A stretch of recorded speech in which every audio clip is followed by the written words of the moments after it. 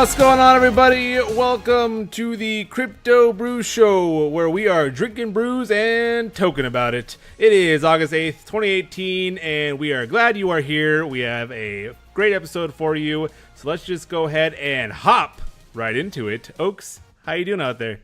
Man, I'm great. So I think we're just getting to that year, the time of the year, best beer in town, but you'll figure that more for Beer of the Week. I'm great, guys. I like it. Rowan, how you doing out there?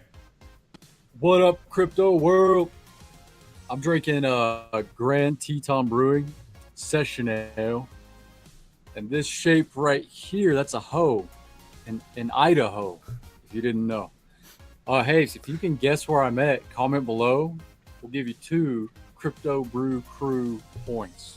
Hi, I'm commenting on that. I don't even know where you're at, so I'll try and guess. And I am over here drinking the Great Shiner Oktoberfest. Like Oak said, it is my favorite and his favorite time of the beer year, if you will. So it is absolutely delicious. All right, let's go ahead and jump right into the show here with our boring part. The information provided on the show does not constitute investment advice, financial advice, trading advice, or any other sort of advice. Crypto Brew Show is for educational and entertainment purposes only. Conduct your own due diligence and consult your financial advisor before making any investment decisions. Alrighty, hashtag NAFUMU, not a financial advisor, my own opinions. You'll hear that plenty on the show. And of course, hashtag BYOB, we clearly all did. Did you? Moving on to our State of the Market. I don't really want to do this, but we must. We must. Global market cap sitting at $222 billion, 24-hour volume of $15.3 billion, and BTC dominance creeping up at 48.88%. Number one sitting at the top, Bitcoin is sitting at $6,300, down 17%. Ethereum sitting at $358, down 14.7%. Ripple XRP is at 33 cents, down 23.86%, and it just goes down the line like that. Not looking good, guys, but you know what? It is what it is. Moving over to BitScreener, our gainers and losers, I believe. Oaks, what do you got for us over here? Is there any gainers right now? Man, so it looks like we all can't be losers, which is unfortunate that I wasn't in any of these gainers, but we got Dow sitting at a 24% up on the 24-hour. Doka Dimic at 18% up, and then United Trader finishing that top 3 at 12% up for the day. And then we have our losers over here. We got Litecoin Cash. I've honestly never heard of that. First time I'm hearing that. But then Ucash and Purecoin. And then our great losing friend CoinDash is still here. So just like the entire market, got a lot of losers. Yeah, it's pretty interesting to see BitCNY there on the gainers at 5.65%. That one's one of those stable-esque coins. I'm curious to know if, a lot of people are pushing their funds over, panic selling into, stable coins. Pretty interesting there. But moving on to, actually, more interesting that it was just the China version, the Chinese yuan version or whatever that is, than, USD. Maybe the Chinese are the ones panic selling. I thought it was banned in China. What's going on? Anyway, state of the market, or not state of the market, heat map. You don't want to look at this. We're gonna go ahead and just keep on going here. For all you listeners out there, it is all red. Oh my, all red. So let's just move on. We don't want to see this. Market news, headliners. Our first headline today is VeChain unveils drug and vaccine traceability solution for over 30 million people. Hot dang, 30 million. This is a great blockchain use case, and I'm curious to know what you guys feel about this article. So, Oaks, what do you got? So just based off of just the title here, unveils a drug and vaccine traceability solution. That sounds awesome, right? I mean, just the ability to, if they obviously they're not as free as we are here in America, and you can be stupid and not vaccinate your children. I'm not a professional, don't take that as advice, but whatever. I think it's great, especially if they can make it work on the blockchain. Just who has the vaccines, who don't. And there's possibilities in the future where illnesses and airborne infections could actually be really bad. So knowing who has it and it's easy to traceable, sounds pretty good to me. Yeah, absolutely. And I wonder if Rowan has a thunderstorm over there because he gone. But so it's pretty interesting. I don't know if you mentioned, but the fact that Ven was invited by the Chinese government. I know we talked a lot in the past about China banning crypto just straight up, or banning at least the exchanges from doing business over there. What are your thoughts on them being invited by China and China kind of, turning their ear to turning their leaf, to a new thing here? I kind of see it as, blockchain in and of itself is such a great technology, and that it's not really, I mean, you can't deny that it has an ability to do a job. And especially when it comes to traceability solutions, and it could be with anything. Nothing can be edited once the transaction's gone through. Once the thing has gone through, it's not changeable. So at that point, I think that they are realizing that yes, they may not like the cryptocurrencies because it's really hard to regulate because it's so new. They understand that blockchain is a reliable asset that they can use. Yeah, absolutely. And I think it's, again, great use case for blockchain. Like you said, the immutability aspect, the traceability aspect, being able to, just like Bitcoin, at the very first transaction ever in Bitcoin history, you can go straight back to that and trace every single transaction that has happened. And that's just something that can be very useful in something like the drug and vaccine space, along with, China has a notorious problem with dupes and fakes that get brought out, with whether it's purses or shoes or whatever. I mean, this can apply to those too, not just drug and pharma. So I think it goes well beyond just that, but definitely be interesting. This is certainly something to keep in mind. So let's go ahead and move on to our next article here. Looking past the stereotype to the frightening financial reality of millennials. Is America's biggest generation already a lost generation? What do you? Oh, you know what? Roan's back. Roan, what do you think about the millennials? Are they a lost generation? Oh, the millennials, my people. So I think millennials have. I think the odds are stacked against them because no other generation has been faced with the odds that we have. So let me give you an example. I live in an RV, so I have to have a specific type of truck to tow my RV. I had a landscaping business. I had to have a specific type of truck to do that, right? Well, guess how much a bottom of the line one of those is today? Bottom of the line, mind you. No, like way too much. Cranking doors. $55,000 is the MSRP for that truck. That is insane. You can get a crappy house for that much. So, I mean, the odds are stacked against us. I mean, and look at college tuition, man. It's insane. There's universities out there charging over $50,000 a year.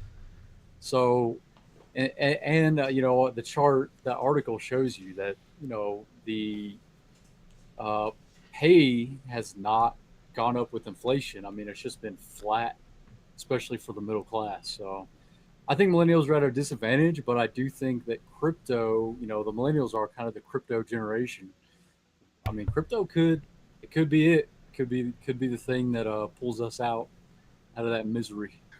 I mean, what I think to that point of is the millennial generation, the generation of crypto. I think absolutely it is. I think since its beginning in our age frame where we're all like into technology, and we do more research than my parents. I have to sit down and have a conversation with my parents. I'm like, what is Bitcoin, Alex? Like, why am I seeing this all the time, or why do I need to know about it? And it's like, you don't have to know about it, but if you want to be on the end, it's just like at the beginning, like if you could have gotten in at the beginning, like when Google started something, absolutely these days right now, you would get into it. So is this the generation of crypto? I think, yes, it very much is the generation of crypto. I'm with you, man. I mean, I think 100% agree. You guys have some great points. I like the statement here. No American generation since World War II has had a more distressed start to their professional years than millennials.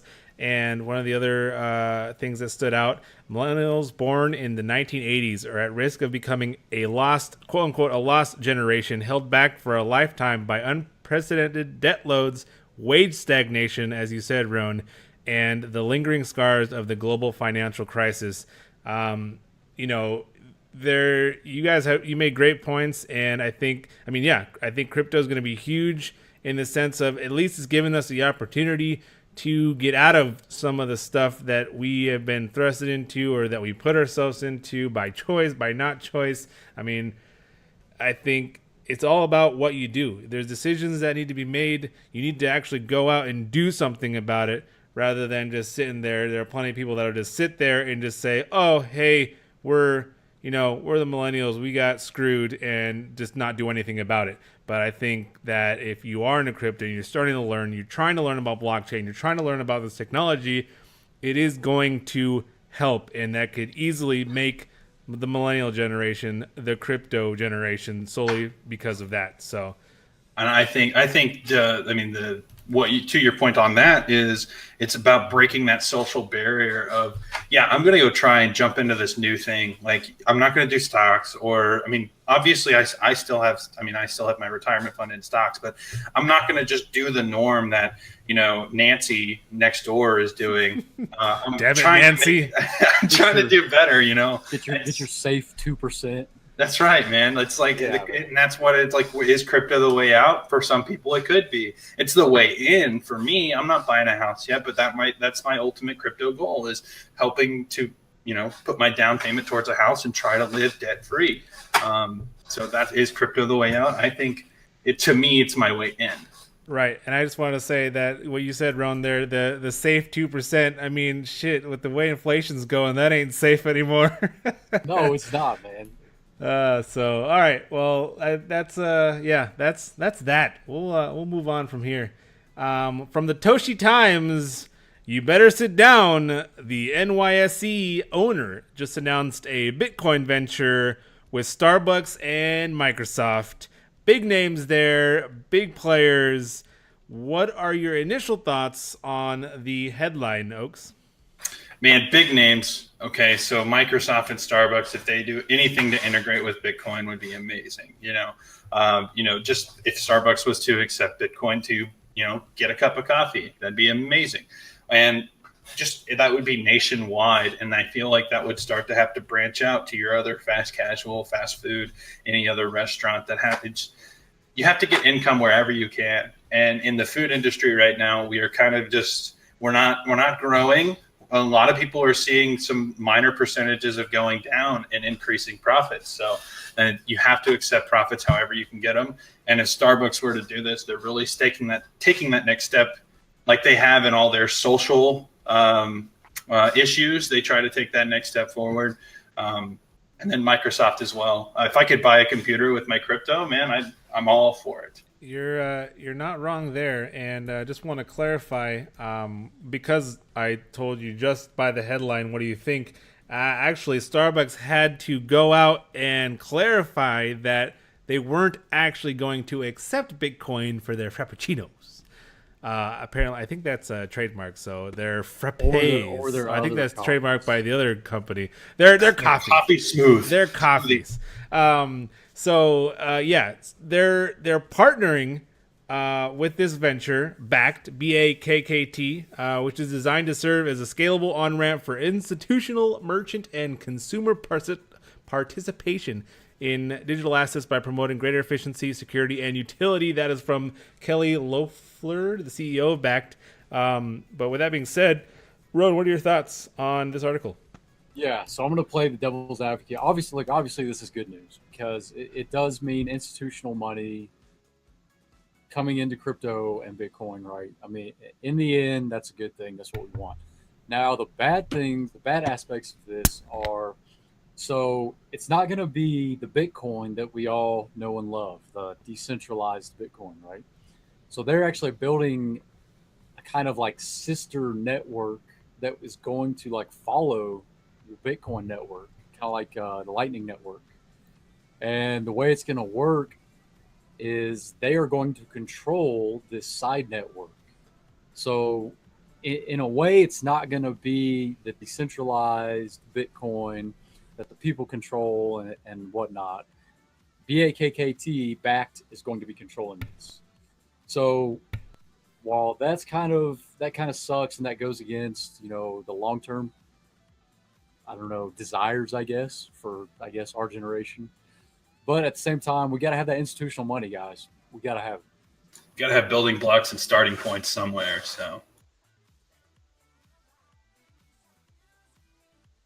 and Charlie, we can't hear you, but I'm assuming you're saying you believe it. Yeah, yeah, I am. I think there's a fine line between decentralization and scalability, and we have yet to figure out where that line is. So we'll see what happens. But like you said, we need that institutional money to come in and feel confident when they come in. One last thought on this. Jeffrey Spector says Bitcoin would greatly simplify the movement of global money. It has the potential to become the first worldwide currency. Oaks, real quick, what are your thoughts on that quote there? I mean, just that quote alone. I mean, aren't all cryptocurrencies? I mean, it's not, nobody said this is a world currency. Not all the countries have come together and say this is a world currency, but it is a world currency. I can accept it from a man in China just as I can give it to a person in Australia. So I already feel like it is. It's just not dubbed the worldwide currency. Right. And Rowan, what are your thoughts on that? 100% agree. Back to, I just want to make another comment on the institutional money. Yeah. Think of it as the institutional money as Viagra, right? Like Bitcoin already works. It already works. It's stout. It does its thing, right? But to get to the next level, you got to have the institutional money. You got to have the Viagra. And then you have a firm, steady Bitcoin. So wait, and then so you're telling me that we need that Viagra for all the old people to get in on there this. You go. Right? There you go. All right. You stole the words right out of it. That's how you pull them in, man. I like the way you think. All right, well, we'll leave that there. Moving on to our next topic here. Capitulation. Vitalik Buterin calls the bottom. Is the cryptocurrency bear market nearing an end? That is quite the headline there, seeing as where the market is sitting right now. Is it the end? Is this the bottom? What are your thoughts? Let's start with Roan here. Nafamu, first of all. These are my thoughts, my opinions. So if you go and look at the graph for Bitcoin or the overall market cap, either way, there's an obvious bubble, right? And the levels that we're at now are kind of coming full circle to where we should be on that regular slope, right? So, I mean, I tend to agree, but at the same time, man, people got burned so bad in December and January because of all the crap that went down in the market. So I think it's going to be a lot harder this time around to get people to jump back into it. I think we're looking at a lot longer process to build that global cap back up. Right. No, you're absolutely right there. There's a pretty interesting issue here, not issue, but tweet from Ryan Neuner talking about an ICO that he doesn't name who raised $30 million with a solid roadmap, and they raised it when ETH was sitting at $1,200. And then they apparently recently panic sold the remaining ETH because of how the market is going, and all they have is $4 million left. That's pretty crazy to me. Even the supposed smart business people out there that are trying to innovate and create are not making the best decisions. How are we supposed to make the best decisions? That was stupid of them not to cash that out. At the end of the day, you're an ICO, and I get there's some FUD surrounding all that with people not liking the fact that they could just up and leave with your money. But yes, I agree with what Roan said. It is very stupid of them to not have at least taken a major portion of that, pulled it out in order to, capitalize on that money and start really pushing through their white paper, getting everything out and hiring people, funding their project, legitimately funding their project, because it's too difficult right now to get ETH and Bitcoin and get it as capital for your company to pay people. So it just, to me, wasn't a very good idea to kept it all that time. And two, wasn't a very good idea to have panic sold.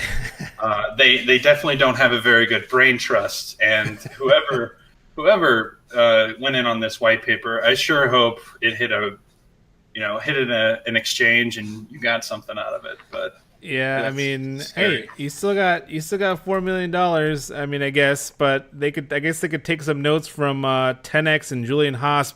When we were in that bull run, he had plenty of videos out there that stated that 10x had cashed out enough money to where if the market did turn, that they would be just fine for plenty of years to come. So clearly they need to take some pointers from some of the more relevant names in the space.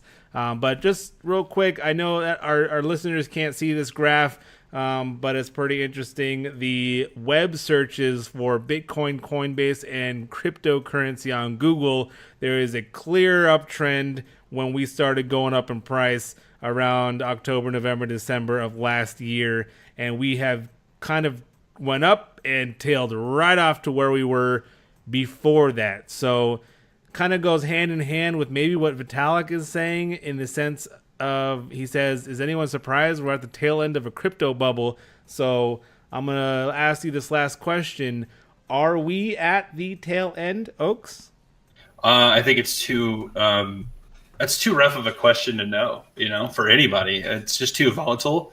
And yes, history repeats itself. So will we go below where we were? Chances are most likely not. Nafamu. I do think we might be close to the tail. I think we are close to the end. So yes, to the tail end. Are we out of it? I don't think so. But hopefully for my portfolio, yes, we are at the tail end. And then shall I coin the phrase, Roan, what is your Nafamu? Yes, we're at the tail end. All right, good to know. I am going to go on the hopium that we are. However, I know people can be stupid, aka like the ICO, whatever we were talking about, and people get scared. And I mean, if I bought at the top and I'm seeing it now, I mean, at this point, one, don't ever invest more than you are willing to lose. So there's that. But like, why sell it now? If you believe in the space, just hodl it up. If you're that far down, there's no harm in just holding it and letting it ride. Again, hashtag Nafamu, but yes. And if you're a millennial, just go get a third job. That's right, man. Start freelancing. You got your fourth job after that, man. You can sleep when you're dead. There you go. There you go. Hashtag millennials. All right. Moving on to our next one here. A U.S. state is introducing smartphone voting. And, of course, it is on the blockchain. This one comes from courts.com. And this is another great use case for the blockchain, I think. That's my opinion there. They are coming out with Votes, V-O-A-T-Z, a Boston-based blockchain startup, is coming out with a way to vote on your smartphone. Roan, what are your thoughts on this? This is freaking awesome, man. This is what blockchain is supposed to do for us, So this, and I don't know about all the Russian stuff or whatever. I really don't watch the news or read anything about what the big media throws Millennial. out. Yeah, right. But I mean, either way, no matter how you slice this, putting voting on the blockchain means it cannot be manipulated. It cannot be corrupted. Everything is validated. So like the Civic beer machine that validates who you are before you buy a beer in the vending machine. This is the same concept. It validates exactly who you are before it casts your vote. This is safer. This is safer, if you ask me, than the old lady in the place scooting around in her deal, taking your voting card and all that stuff. Yep. And I mean, as you pointed out there, I mean, it certainly, I mean, it makes everything computerized in the sense you don't have to worry about ballots getting lost or anything. And I mean, I don't know. It's pretty interesting. The Kevin here on our thing says on Twitter, this is going to backfire. West Virginia are moving to mobile voting for this midterm election. Software is a blockchain voting system. He says he's very against that. That guy's still rocking a Motorola Razr. Maybe so. Maybe so. Oaks, what are your thoughts on mobile voting, and will it backfire? So to me, mobile voting, I feel like, again, just like the vaccination thing that we saw at the previous one, was it's on the blockchain. You can't. It's immutable. You can't change it. Once you've submitted it, it's done. You wouldn't have the shit that's going on with Russia and voter fraud and all that kind of stuff. So I believe that if this goes correctly and if they nail it down, I believe this is a really great thing, because whenever we have U.S. citizens, troops that are fighting, in another country, the ability for them to be able to vote is so archaic, and there's so many hoops you have to jump through in order to be able to vote abroad, that this just it can verify who you are on your phone right then and there, and you could probably send that vote and you're good. You don't have to wait the 2 weeks to get verified, and then maybe you miss the voting. So I think it's great, but will it backfire? It has the potential to backfire. I think hopefully they're not too soon in allowing a state to say, yes, we're going to do this. But I have faith in the fact that they think that it's not too soon. I think that was Go ahead, Ron.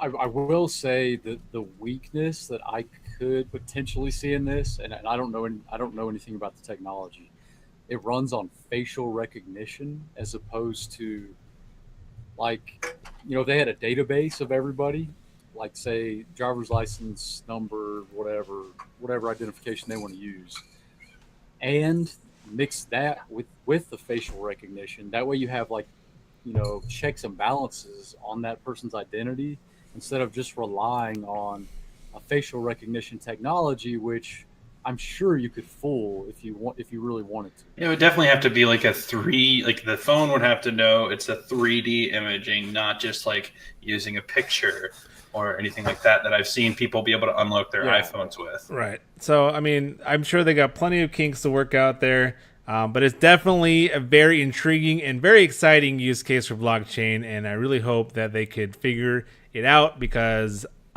for just ease of use, I want to vote on my phone. I don't want to have to go to some library or school. Let's go. Come on, votes. Dude, you're damn right. I want to vote from my couch, drinking a beer, doing the Crypto Brew show. Hell yeah, let's go. All right, quickly, let's go ahead and go to our last article here. It is for Wall Street. Bitcoin ETF decision could answer the $1 billion question. And we know now, recently the SolidX and VanEck ETF was pushed back to September 30th. But besides it being pushed back, I know everyone's been talking about ETFs. So real quickly, what are your thoughts on, the VanEck being an insured ETF, and all this SEC mumbo jumbo about them pushing back? Do you think they're playing games, or do you think they're legitimately pushing it back so that way they have more time to look into it? Or are they just pushing it back because they want to just decline it at the end and string us all along? What are your thoughts, Oaks? I honestly think they're pushing it back because they have all the power in the world to just say no, just like they did with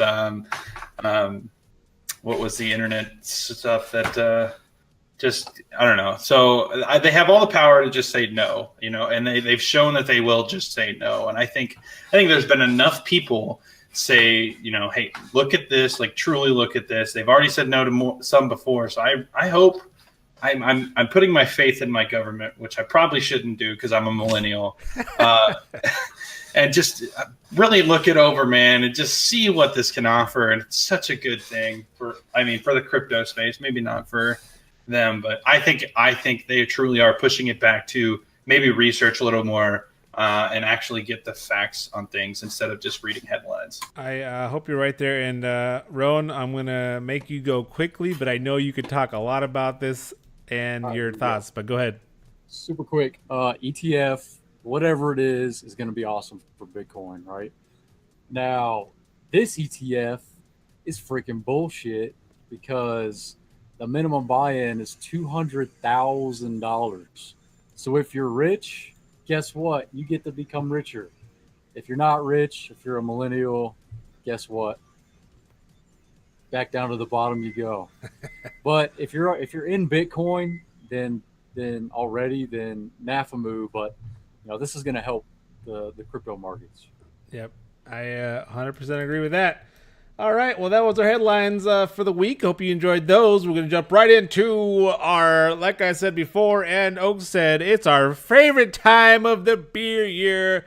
Oktoberfest is here. Shiner, one of the first ones, as far as I know, at least in Texas, has come out with their Oktoberfest Marzen-style beer. And oh man, is it delicious. It says, our festive Marzen-style ale uses traditional German malts for a rich flavor and a dry, moderately hoppy finish, made for stein raising, polka dancing, and pretzel scarfing. And hot damn, I heard that, Oaks, and I will join you here. This is going to be weird, but I'm going to do it. Boom, boom. Let's go. Man, there's nothing like Oktoberfest beer. I am just a fiend for it. I am unfortunately lived most of my adult life not drinking Oktoberfest beer. And about 2 years ago, started drinking it and changed my life. And now I am a man. So I'm happy about that. I Dude, love it. Your beard like noticeably came in better. Yeah, I know. It It just came in, man. Yep, absolutely. And I know Blue Moon actually came out with their Harvest Pumpkin. Only 6-packs, though. China was sitting there with their 12. And, well, maybe we'll have Blue Moon as Beer of the Week here coming up. But hot dang, let's go. Fall is here in August. All right. Question of the week. Question of last week. We have, what will market cap be by next week? I mean, according to everybody, I thought I was optimistic. Apparently, everybody was optimistic because we were sitting at market cap of $223 billion. The closest to that mark was Roan, and even then, he was still $41 billion off. This is no time to celebrate. That is not an Oktoberfest beer right there. That's like a sour beer, one of those nasty ones. Yeah. That's a raspberry sour right there. There you go. There you go. Well, regardless of what it is still yours for this week. So congratulations, sir. All right. Moving on to our question of this week, not including Bitcoin, since we're all going down the tankerino. In the top 6 coins, again, not including Bitcoin, which will have the best week? What do you think, Oaks? I'm going to go with, I'm on the spot here, Ethereum. I should have thought about that before the show. I'm just going to go with Ethereum. I think they're going to come out with some news. I don't know what it is. I don't know what kind of news they could come out with, but we're going to go with Ethereum. Okay. All right. Ron, what do you think? Give me, I hate that I'm saying this, but give me Bitcoin Cash. Ooh, I literally thought you were going to Ripple. I was about to just reach the screen and smack you. That's not even a real crypto. Wow. Shitcoin. We talked about that in an earlier episode back when, so check that out. I'm going to go ahead. In the spirit of competition, I will say something completely different. I'm going to go with Stellar, number 6. Let's go. I thought you were going to say Cardano. Oh, no, Cardano's not top 6. Cardano's top 8, unfortunately. Otherwise, I would have. But that is our answers. Let us know your answer in the comments down below, and we will showcase some of those and see who was right. And that is pretty much all for the show, guys, this week. Oaks, do you have any last-minute comments? Oktoberfest is the best beer alive. I like that. I will cheers to that, my friend. Roan, what are your last-minute comments? Guys, thanks for tuning in. Anybody that comments, by the way, I'm gonna give you 2 Crypto Brew Show points. 2. Hot dang, I don't even have any Crypto Brew Show points. You got a lot of virtual beer, though. Hey, I'll drink them. I'm drunk on virtual beers. All right, guys, that has been the Crypto Brew Show. Thanks for watching. Like and subscribe for more show. We will see you next week. Cheers. Peace.